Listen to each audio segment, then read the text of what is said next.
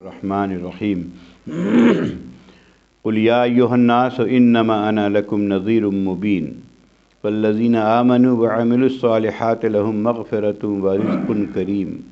والذین سعوا فی آیاتنا معاجزین اولئک اصحاب الجحیم وما ارسلنا من قبلک من رسول ولا نبی الا تمنی القی الشیطان فی امنیتہ وینسخ اللہ ما یلقی الشیطان ثم یحکم اللہ آیاتہ واللہ علیم حکیم لیجعل ما یلقی الشیطان فتنۃ للذین فی قلوبہم مرض والقاسیۃ قلوبہم وإن الظالمین لفی شقاق بعید ولیعلم الذین اوتوا العلم انہ الحق من ربک فیؤمنوا بہ فتخبت لہ قلوبہم وَإِنَّ اللَّهَ لَهَادِ الَّذِينَ آمَنُوا إِلَىٰ صِرَاطٍ مُّسْتَقِيمٍ وَلَا يَزَالُ الَّذِينَ كَفَرُوا فِي مِرْيَةٍ مِّنْهُ حَتَّىٰ تَأْتِيَهُمُ السَّاعَةُ بَغْتَةً أَوْ يَأْتِيَهُمْ عَذَابُ يَوْمٍ أَقِيمٍ الْمُلْكُ يَوْمَئِذٍ لِلَّهِ يَحْكُمُ بَيْنَهُمْ فَالَّذِينَ آمَنُوا وَعَمِلُوا الصَّالِحَاتِ فِي جَنَّاتِ النَّعِيمِ الذین کفروا وکذبوا بآیاتنا فأولئک لهم عذاب مہین الذین ہاجروا فی سبیل اللہ ثم قتلوا او ماتوا لیرزقنہم اللہ رزقا حسنا وإن اللہ لہو خیر الرازقین لیدخلنہم مدخلا یرضونہ وإن اللہ لعلیم حلیم ذالک ومن عاقب بمثل ما عوقب به ثم بغي عليه لينصرنه الله ان الله لعفو غفور ذلك بأن الله يولج الليل في النهار ويولج النهار في الليل وأن الله سميع بصير ذلك بأن الله هو الحق وأن ما يدعون من دونه هو الباطل وأن الله هو العلي الكبير ألم تر أن الله أنزل من السماء ماء فتصبح الأرض مخضرة إن الله لطيف خبير له ما في السماوات وما في الأرض وإن الله لهو الغني الحميد صدق اللہ العظیم۔ گزشتہ درسوں میں جنگ کے سلسلے میں بات آئی تھی کہ جنگ کی اجازت دے دی گئی ہے اور کس طریقے سے اسی کنٹینیوٹی میں یہ آج کی آیات آئی ہیں خود مسلمانوں کے لیے۔ اللہ تعالیٰ کا قرآن میں یہ انداز ہے کہ اگر اس میں کوئی تھریٹننگ بھی ہے تو پھر بھی ایک پہلو نصیحت کا بھی ہے کہ باز آ جاؤ، کیونکہ اللہ نے کہا ہے کہ وَرَحْمَتِي وَسِعَتْ كُلَّ شَيْءٍ، میری رحمت ہر چیز پر چھائی ہے، اور اسی کا ناجائز فائدہ اٹھاتے ہیں۔ ارے کچھ تو ہو نہیں رہا ہے، کیا ہو گیا، اب اتنا گناہ کر رہے ہیں کچھ نہیں ہو رہا ہے، لیکن اللہ نے کہا دیا کہ میری رحمت چھائی ہوئی ہے، لیکن اس کا یہ مطلب نہیں ہے کہ عدل نہیں ہے، عدل تو ہو کے رہنا ہے۔ تو یہ جو اللہ تعالیٰ فوراً ہمیں سزا نہیں دیتا، اس کی وجہ رحمت ہے کہ اب لوٹ آؤ، جب چاہو لوٹ آؤ۔ تو اسی سلسلے میں مزید آگے کی آیات آ رہی ہیں۔ نبی صلی اللہ علیہ وسلم سے کہا جا رہا ہے، چونکہ اس طرف سے تو اٹیک پر اٹیک اور ہنگامہ اور پریشانیاں، جتنی طرح کے آبسٹیکلز یا موانع راستے میں لگا سکتے تھے وہ لگا رہے ہیں، چاہے وہ سازشیں ہوں، چاہے وہ جنگ ہو، چاہے لوگوں کو بھڑکانا ہو، جو بھی ہو، چاہے آپ کے اخلاق پر، آپ کے کردار پر، آپ کی فیملی پر غلط قسم کے حملے یا جھوٹی باتیں پھیلانا ہو، تہمت لگانا ہو، ہر چیز، ہر ہتھ کنڈے اپنا رہے تھے۔ لیکن اللہ نے اس سلسلے میں ایک کلیئر بات بتا دی، ایک کہ قانون دیکھو میرا کیا ہے، اور ہم لوگوں کے لیے اس میں بہت زیادہ سبق ہوتا ہے کہ ہم لوگ بھی جس ماحول میں ہیں، کبھی بھی ایسا ماحول نہیں ہوا ہے کہ ایک دم ہمیشہ سازگار رہے۔ اس کے بعد وہ تو توحید کی آواز جہاں اٹھے گی تو یہ شیطان جو ہے اپنا کام شروع کرتا ہے۔ وہ اللہ نے اپنے نبی صلی اللہ علیہ وسلم کو کہا، چونکہ نبی بھی انسانی ہوتے ہیں، کبھی کبھی پریشانی لائق ہو جاتی ہے، کیا ہوگا؟ تو اللہ نے کہا قل، اے نبی آپ فرما دیجئے کہ یا ایھا الناس، اے لوگو، انما انا لکم نذیر مبین، دیکھو میں تو صرف کھلا ڈرانے والا ہوں، وارننگ دینے والا ہوں اللہ کی طرف سے، نہ کوئی تمہیں بچانے والا ہوں نہ کوئی معاف کرنے والا ہوں، میں کچھ بھی نہیں ہوں، میں اللہ کی طرف سے ایک وارنر ہوں، میں وارن کرنے آیا ہوں۔ باقی بول دو صاف صاف، لیکن طرح طرح کے سوالات کرتے تھے، اور اس کا تو بتا دیا کہ بھئی وارننگ یہ ہے کہ فالذین آمنوا وعملوا الصالحات، جو لوگ ایمان لائے اور عمل صالح کیا، لہم مغفرۃ ورزق کریم، ان کے لیے مغفرت ہے اور عزت والی روزی ہے نا۔ تو دیکھیے عمل صالح، ایمان میں بتا چکا ہوں پہلے بھی کہ زبان سے جب ہم ادا کر دیا کسی چیز کو تو اللہ ایک ہے، اس کے علاوہ کوئی معبود نہیں، اور محمد صلی اللہ علیہ وسلم اللہ کے رسول ہیں، اور آخرت پر ہم ایمان رکھتے ہیں، ان چیزوں کا اگر اقرار دل سے کر لیا تو ہم اسلام تو لے آئے، مسلمانوں کے گروپ میں ہم شامل ہو گئے۔ جس طریقے سے مٹی میں بیج دبا دیا گیا، کام یہ ہے تو ہم نے تو وہ کر دیا، چونکہ پھل اس کے بعد ہی آنا ہے۔ اب وہ بیج جو ہے، اب اس میں سمجھیے جڑ پکڑنا جس کو کہتے ہیں، وہ فرٹیلیٹی اس کے اندر پیدا ہوگی، ایک وقت لگتا ہے، پھر آہستہ آہستہ آہستہ آہستہ یہ گرو کرتا ہے۔ یہ بھی ایمان کا طریقہ ہے۔ اس بیچ میں اس کی حقیقت یہی ہے، سمجھ لیجیے، یہ بہت جب نرم و نازک پتے یا پنکھڑیاں نکلتی ہیں اس کی تو بہت نازک ہوتی ہیں، کیڑے مکوڑے، تیز ہوا ان کو بھی برباد بھی کر سکتی ہے، تو اس وقت اس کو بچانے کی بڑی سخت ضرورت ہے۔ اور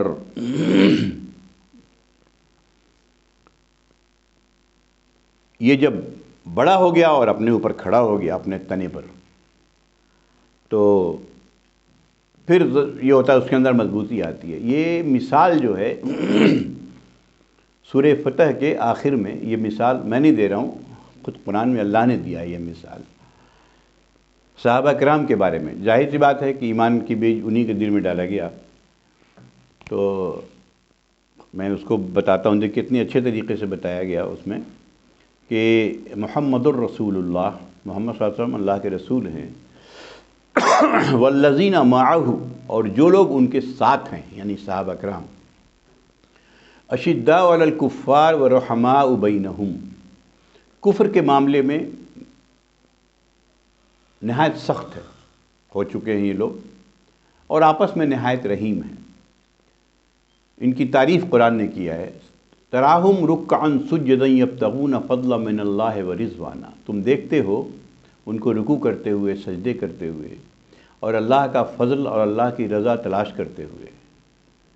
سیماہم فی وجوہہم من اثر السجود، ان کی پیشانیاں سجدے کے اثر سے چمکتی ہیں۔ یہ اللہ نے صحابہ کے بارے میں یہ تعریف کیا۔ اب اس کی مثال دیا، ذالک مثلہم فی التوراۃ ومثلہم فی الانجیل، ان کی مثال توریت اور انجیل دونوں میں دی گئی ہے۔ ہمارے علماء نے توریت وغیرہ میں ڈھونڈا ہے، لیکن شاید وہ مسخ ہو گئی، نہیں ہے، قرآن کہہ رہا ہے کہ ہے اس میں لیکن ملی نہیں۔ جن لوگوں نے ریسرچ کیا ہے توریت انجیل میں ڈوب کے، انہوں نے لکھا کہ یہ مثال ایسی کہیں ہے نہیں۔ بہرحال کزرع، ان کی مثال ایسی ہے جیسے ایک کھیتی ہو، یعنی بیج زمین میں ڈالا گیا ہو، اخرج شطأہ، جس نے اپنی کوپلیں نکالی، فآزرہ، پھر بڑھا، فاستغلظ فاستوى علی سوقہ، پھر وہ موٹا ہوا، فاستوى علی سوقہ، پھر اپنے تنے پہ کھڑا ہو گیا۔ یعجب الزراع، کسان دیکھ کے بہت خوش ہوا، یعنی خود نبی کریم صلی اللہ علیہ وسلم کے بارے میں۔ لیغیظ بہم الکفار، اور کفار اس سلسلے میں بہت غصے میں ہو گیا، اب تو اسلام پھل پھول گیا آپ کو۔ اور حدیثوں میں جو قرآن نے کہا ہے بہت سی ملتی ہے کہ خود نبی کریم صلی اللہ علیہ وسلم بیماری کی حالت میں کہا، جب نماز پڑھانے کے لیے مسجد میں نہیں آئے تو متصل تھا ایسے حجرہ، ایسے مسجد، جو لوگ گئے ہیں دیکھا ہوگا۔ تو دو صحابہ کرام ان کو پکڑ کے لائے تو دیکھا کہ نماز پڑھنے دیکھ کے بہت مسرور ہوئے، مسکراہٹ آئی، لیوجب الذرہ، کسان جو ہے خوش ہوا۔ اور اس کے بعد کہا لیغیظ بہم الکفار، کافر تو اتنے غیظ غضب میں ہو گئے کہ جب فتح مکہ ہوا تو بہت سے لوگوں کے باتیں ریکارڈڈ ہیں کہ کاش یہ دن دیکھنے کے پہلے ہم لوگ مر گئے ہوتے، کہ بلال جیسا غلام حبشی کعبے کے اوپر چڑھ کے اذان دے رہا، یہ سب دن دیکھنے کے پہلے ہم مر گئے ہوتے، اس طرح کی باتیں۔ ظاہر سی بات ہے لیغیظ بہم الکفار، تو یہ قرآن نے یہ دیا، یہی ہے۔ اب ایمان کتنا جڑ پکڑتا ہے، اس کو اگر کیڑے مکوڑے سے یعنی غلط باتوں سے، غلط برے اعمال سے ہم اگر بچائے رہیں تو آپ سے آپ جب یہ بڑھ جائے گا تو پھر اتنے زیادہ محنت کی ضرورت نہیں پڑتی ہے، پھر ایمان جیسے اپنے اس پہ تنے پہ کھڑا ہو گیا۔ اللہ تعالیٰ وہی کہہ رہا ہے کہ جو ایمان لائے ہیں اور عمل صالح یہی ہے۔ عمل صالح کے لیے دیکھیے، صالح کہتے ہیں نیک چیز جو سیدھی ہو، صالح۔ کوئی آدمی اچھا ہے تو بولتے ہیں صالح آدمی ہے، نیک صالح آدمی ہے۔ اللہ نے جو فطرت کا قانون بنایا ہے اس کا ایک میجر پورشن میں تو ہم مجبور ہیں، وہ تو فالو کرنے ہم کریں، چاہے کوئی بھی انسان۔ پیڑ پودے تو 100% ہیں، کوئی بھی انسان اس کو فالو کرنے پر مجبور ہے۔ ہمیں بنایا ہے بھائی، کھانا میرے لیے ضروری، کھانا کھانے پہ مجبور ہیں، سانس لینے پہ مجبور ہیں، آنکھ سے سن نہیں سکتے، کان سے دیکھ نہیں سکتے، اللہ نے بنایا ہے، آپ کو یہ سب فالو کرنا پڑے گا۔ صرف ہمارے کچھ پارٹ ہیں جس میں اللہ نے ہمارے امتحان کے لیے وہ سمجھیے کہ اختیار دے دیا کہ دیکھتے ہیں کون کیا کرتا ہے، اور وہ قانون رسول کے ذریعے بتا دیا، اتنی فرق ہے۔ وہ قانون میرے اوپر نافذ نہیں کیا، پروگرامڈ نہیں کیا، پروگرام سے ہٹا دیا، اور رسول کے ذریعے کہا کہ یہ ہے پروگرام، ایسے کر لو، یہی عمل صالح ہے۔ تو اللہ نے کہا کہ جو لوگ اگر ایسا کریں گے تو ان عمل صالح میں، اس میں اگر کوئی کوتاہیاں ہوں، کوئی پریشانیاں ہوں، آدمی نہیں کر پائے، کچھ مجبوریاں ہوتی ہیں، انسان ہے، کچھ سلپس ہوں گے، اللہ مغفرت کرنے والا، معاف کر دے گا۔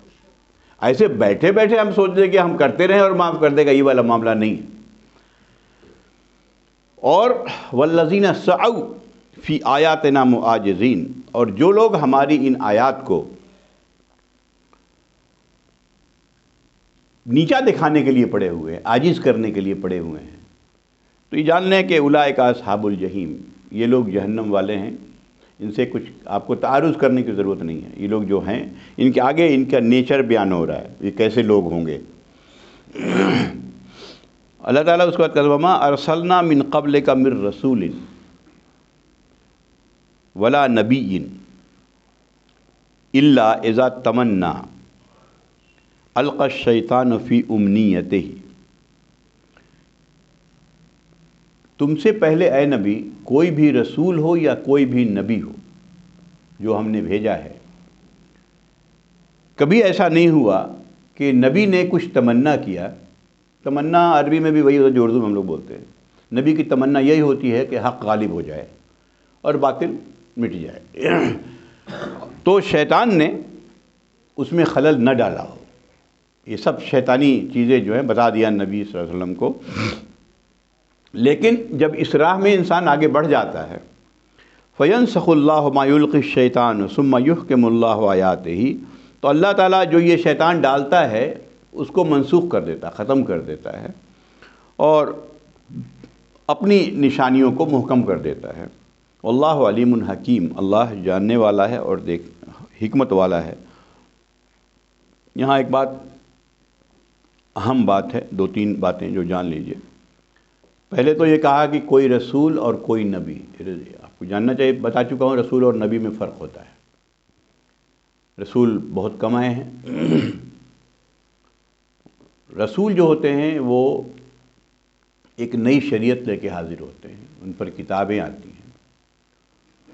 اور جو نبی ہوتے ہیں وہ پرانی شریعت کو ریوائیو کرنے کے لیے آتے ہیں، کبھی کبھی ساتھ بھی ہوتے ہیں۔ موسیٰ علیہ السلام نے کہا میرے بھائی کو ساتھ لگا دیجئے، تو بھائی ساتھ رہے، تو وہ نبی تھے، موسیٰ علیہ السلام رسول تھے، ان کے پر توریت آئی اور سارا معاملہ ہوا۔ تو ایک تو یہ، دوسرا یہ کہا کہ چونکہ کائنات کو ہم نے ایسے بنایا ہی ہے، اگر آزمائش کرنا ہے تو جب تک کہ اپوزیشن نہیں رہے گا تو کیسے آزمائش ہوگی؟ تو اس کے لیے ہم نے کوئی بھی نبی ایسا نہیں ہے جس پر جو باتیں بتائیں اور شیطان نے خلل نہ ڈالا ہو اس میں،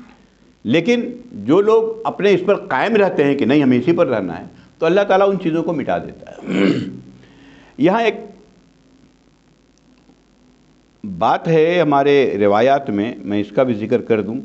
لیکن ہو سکتا ہے اگر آپ اپنے سے مطالعہ کریں تو اس میں کنفیوژن ہوگی، کہ ایک روایت یہ ہے کہ ایک دفعہ نبی کریم صلی اللہ علیہ وسلم، یہ حدیث میں آیا نا کہ جب نبی تمنا کرتا ہے تو شیطان اس میں کچھ ملاوٹ کر دیتا ہے، تو اس سلسلے میں ایک روایت آ رہی ہے کہ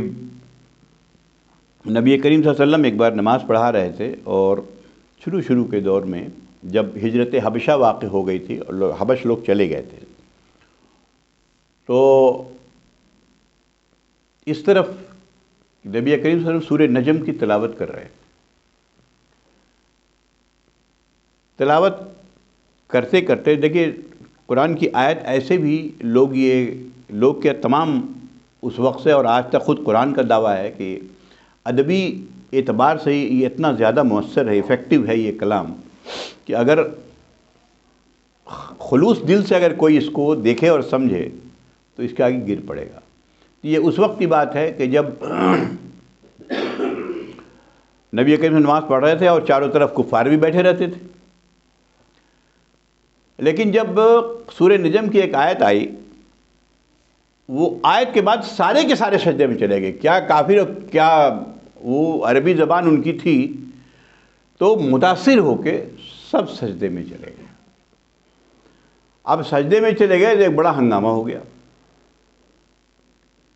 اور تمام دوسرے مشرکین جو وہاں نہیں تھا ہنگامہ کیا کہ ارے یہ تو کیا ہو گیا۔ اب وہ لوگ اس کو چھپائے، چونکہ بار بار وہ کہہ بھی رہے تھے کہ بھائی یہ تو کلام ہی ایسا ہے کہ سن لیا تو آدمی مسحور ہو جاتا ہے،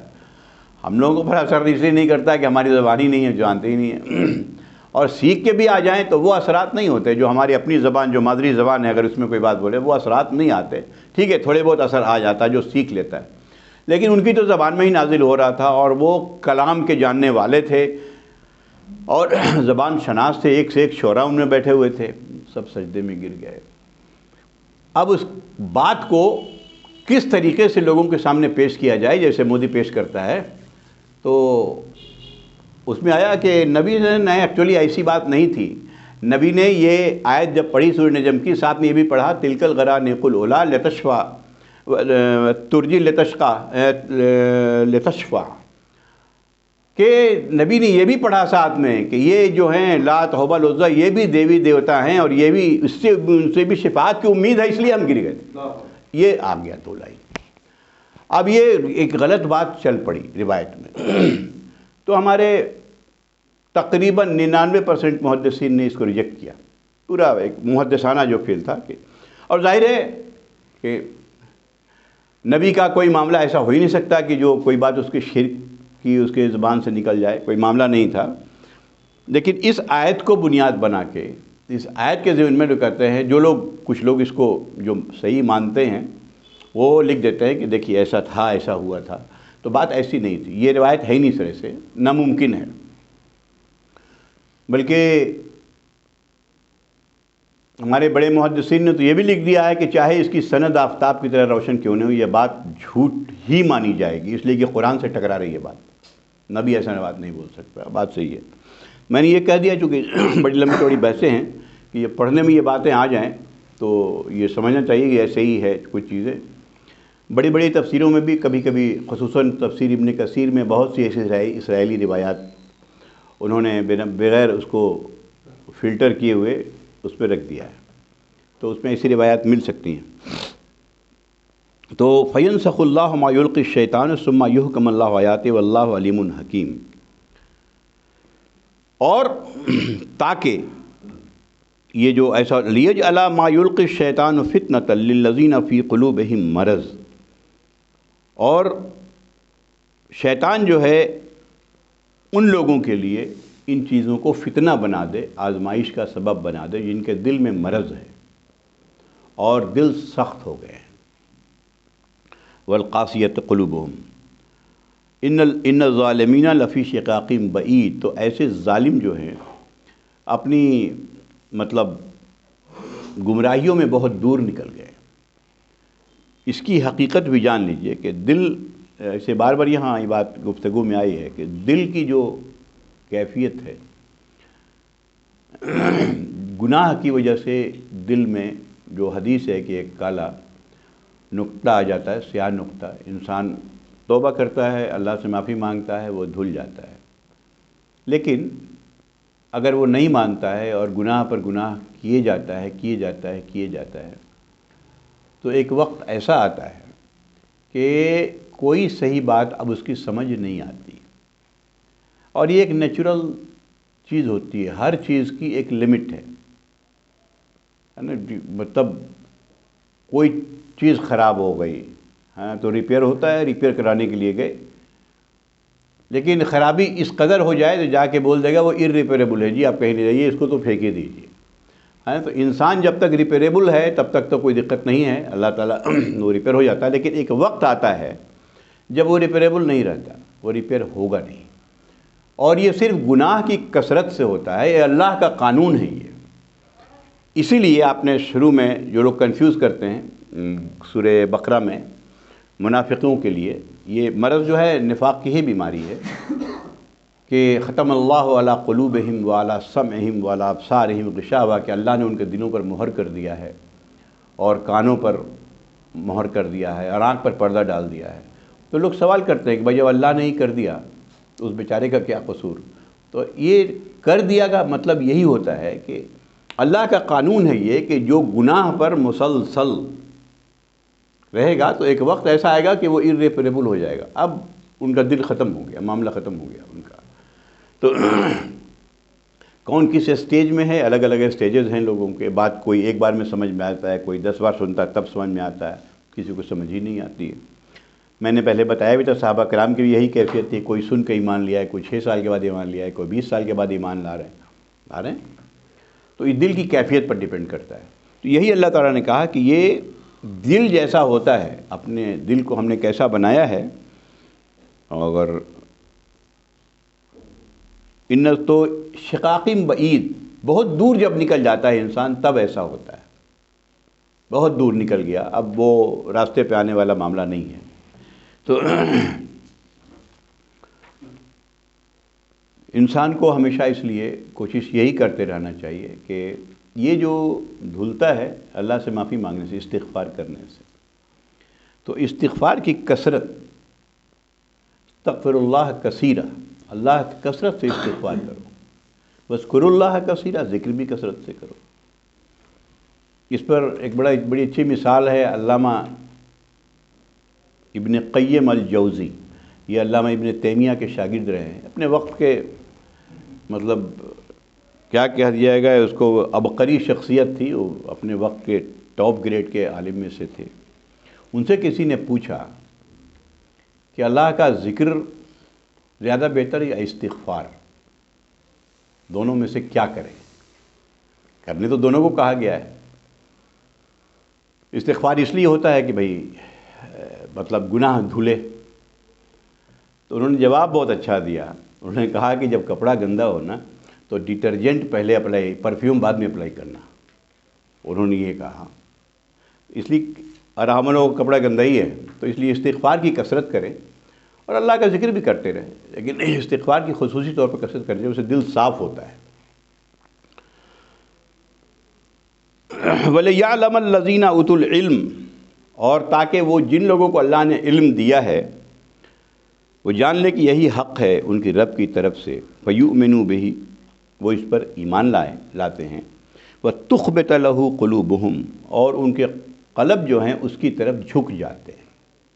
جب انسان جھکنا چاہے گا اللہ کی باتوں کی طرف، ایمان لائے گا، جاننا چاہے گا، تو اللہ کا قانون ہے کہ نہ تو زبردستی اللہ کسی کو گمراہ کرتا ہے، نہ زبردستی اللہ کسی کو ہدایت دیتا ہے۔ یہی تو امتحان ہے یہ تو ہمارا کام ہے کہ ایگزامینیشن ہال میں ہم ہیں،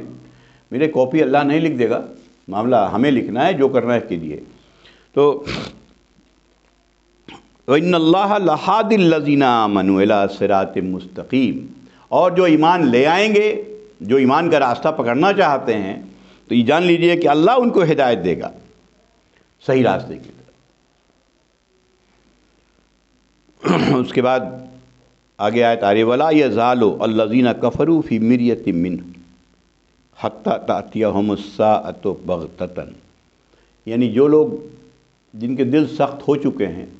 دل میں مرض ہو چکا ہے۔ دیکھیے یہ مرض کوئی ایسی نہیں، اس کو حقیقت کو سمجھنا چاہیے، الفاظ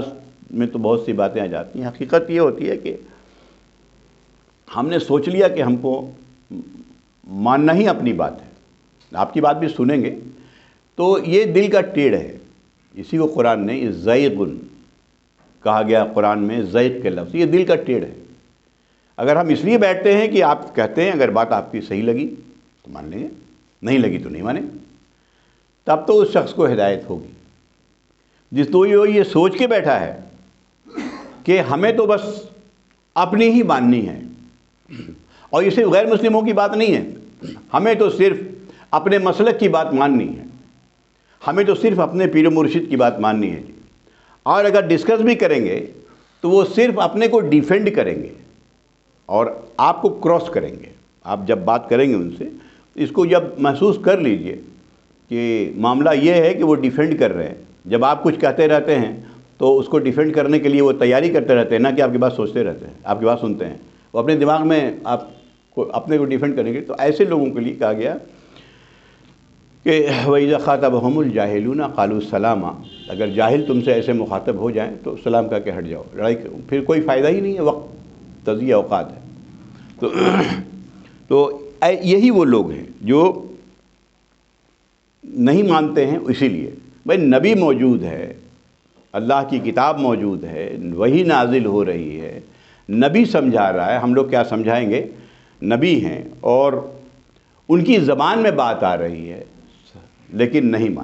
ماننا ہے۔ قرآن میں بار بار آپ لوگ سن چکے ہیں، بات آئی ہے کہ اس وجہ سے نہیں مانیں گے، اس وجہ سے، چاہے راستے میں رکاوٹیں کچھ بھی ہو سکتی ہے، چاہے میری نوکری کی بات آ جائے، میرے بزنس کی بات آ جائے، میرے ناک کی بات آ جائے، میری چودراہٹ کی بات آ جائے، کچھ بھی آ جائے، اس لیے نہیں مانیں گے۔ یہ چیزیں جب تک کہ ختم نہیں ہوتی تب تک وہ ایمان جو ہے دل میں نہیں جائے گا، یہ رکاوٹ بنا ہوا ہے، حجاب بن جاتا ہے۔ تو کہا گیا کہ یہ جو ایسے کافر ہیں، یہ لوگ جو انکار کر چکے، حق کا انکار کرنے ہی پر تلے بیٹھے ہیں، تو اور شک میں ہیں، شک میں کیا ہے، دوسرے کو شک میں مبتلا کرتے ہیں۔ یہ شک اگر دیکھنا ہے تو میں تو خیر نہیں چاہوں گا کہ آپ لوگ پڑھیے وہ فلسفہ کی کتابیں جو مسلم فلسفی نے لکھی ہیں، سوائے شک میں مبتلا کرنے کے اور کچھ کام نہیں ہوتا اس میں۔ میں مسلم فلسفے کی بات کر رہا ہوں، اور ایسے ایسے خواہ مخواہ کے ایشوز نکالے ہیں جو انسان کو ان چیزوں سے دور کر دیتا ہے بہت۔ تو اور بعد میں آخر عمر میں پڑھیے ان کی لائف، چاہے امام غزالی ہو، چاہے کوئی کہتے ہیں کہ پوری زندگی برباد کر دیا آپ نے، کو فلسفہ میں ملا کچھ نہیں، پھر وہی اسی کلمے پر انتقال ہوا جو اللہ نے بتایا ہے۔ تو اللہ بعد میں بات سمجھ میں آتی ہے، شروع میں آدمی کہتا ہے تو ایسی چیز ہے جو آپ کو اٹریکٹ کرے گا، ارے بابا یہ بہت قابل بات ہے، بہت عقلی بات کر رہا ہے، یہ عقل کی بات ہے، لیکن وہ ایسا جال ہے، ایسا نہیں قرآن کہہ رہا ہے کہ عقل مت سوچو کیا، لیکن وہ ایک ایسا جال ہے جو سوال پر سوال، سوال پر سوال، سوال پر سوال کرتا جائے گا، اور پھر اس کے بعد آپ جہاں پر ہیں وہ معاملہ ہو جائے گا۔ تو اس لیے کہ یہی وہ شک ہے جو کریٹ کرتے ہیں یہ لوگ۔ حتیٰ تأتیہم ساعۃ بغتۃ، لیکن اب یہ جو اس میں مبتلا ہو گئے ہیں، اب یہ ایمان نہیں لائیں گے، اب اچانک اس وقت تک نہیں لائیں گے جب تک کہ اچانک ان پر قیامت نہ آ جائے۔ او تأتیہم عذاب یوم عقیم، یا ان پر یوم عقیم کا عذاب آ جائے۔ عقیم کہتے ہیں کیا قرآن نے الفاظ استعمال کیا، عقیم بانجھ عورت کو بولتے ہیں جس سے کچھ پیدا ہونے والا نہیں ہے، جس کی مطلب، تو یہ وہ چیز ہے کہ اس دن وہ کتنا بھی عمل کر لیں کوئی پھل لانے والی چیز نہیں ہے، وہ معاملہ ختم ہو گیا۔ وہ یہ زمین میں آج بیج ڈال دیتے ہیں تو پھل آ جاتا ہے، وہ دن نہیں آئے گا۔ یہ عذاب ہے یومن عقیم، اس دن کا۔ ایک آیت اور، الملک یومئذ للہ، اور دیکھو اس دن تمام بادشاہت اللہ کی ہوگی، یحکم بینہم، وہ فیصلہ کرے گا ان کے درمیان۔ اس پر بہت بات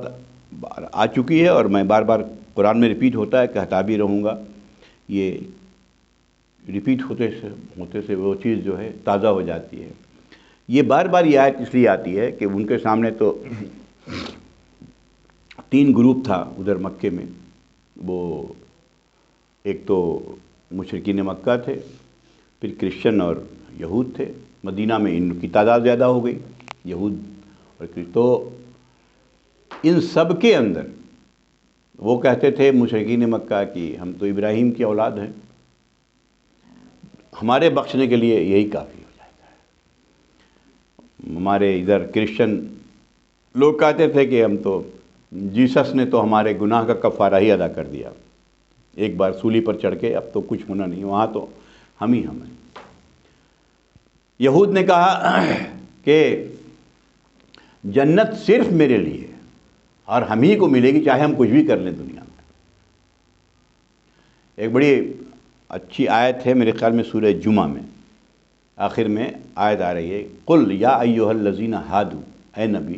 آپ ذرا ان یہودیوں سے پوچھئے، ان زعمتم انکم اولیاء للہ من دون الناس، کہ واقعی تم اللہ کے دوست ہو تمام دنیا والوں کو چھوڑ کے، اور یہ سمجھتے ہو، واقعی سمجھتے ہو تم، تو فتمنوا الموت ان کنتم صادقین، تو پھر موت کی تمنا کرو یار، ابھی مرو گے ترنت جنت ملے گا، یہ حوریں ملیں گی، اچھی اچھی چیزیں ملیں گی، کرو پھر۔